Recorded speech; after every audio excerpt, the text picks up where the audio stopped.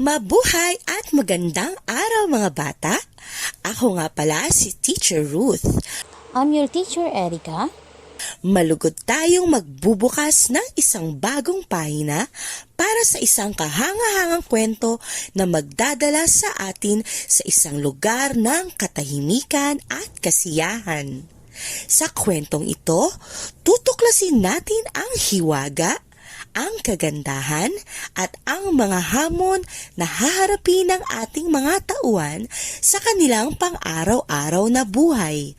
Handa na ba kayong makinig? Yes! Ang pamagat ng ating kwento ay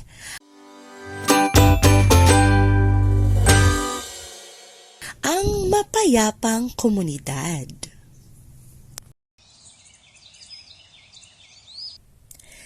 Sa isang malayong kagubatan, may isang grupo ng mga hayop na nagkakaisa upang itaguyod ang isang mapayapa at may pagkakaisang lipunan para sa pangmatagalang kaunlaran.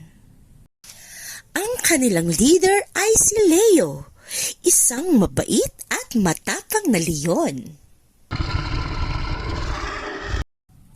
Isang araw, may nangyaring di inaasahan sa kagubatan.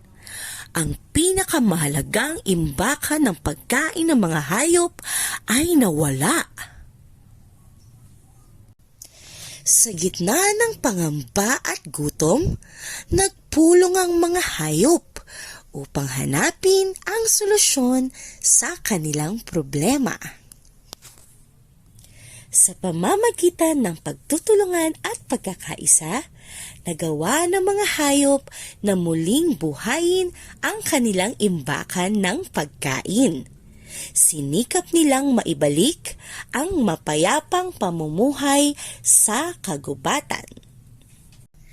Bilang aral sa nangyari, sila ay nagkaisa at nagtulungan upang maitatag ang isang institusyon o samahan, kung saan maaaring magreklamo ang sinuman ng kanilang mga hinaing o suliranin.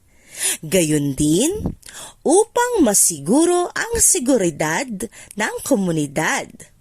Naglalayon itong mabigyan ng sapat na solusyon sa anumang suliranin. Tinawag itong pamayanang mapayapa ng mga hayop.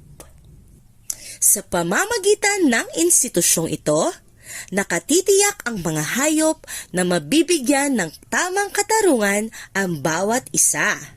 Sinigurado din nila ang pagtatatag ng epektibong institusyon sa pamamagitan ng pagtatalaga ng mga lider na may integridad at pagiging tapat sa kanilang tungkulin.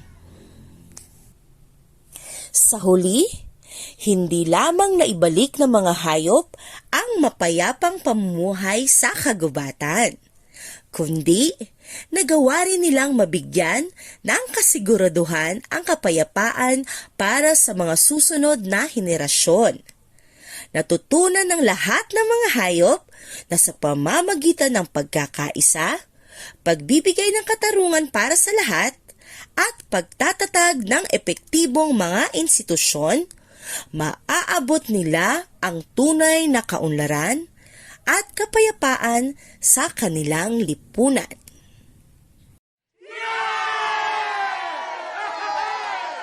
Ayun naman, dako naman tayo sa ating aral mula sa ating kwento.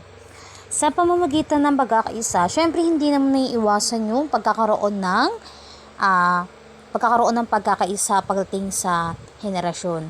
Syempre nandito din yung mga katarungan at pangangalaga para sa mga susunod na henerasyon.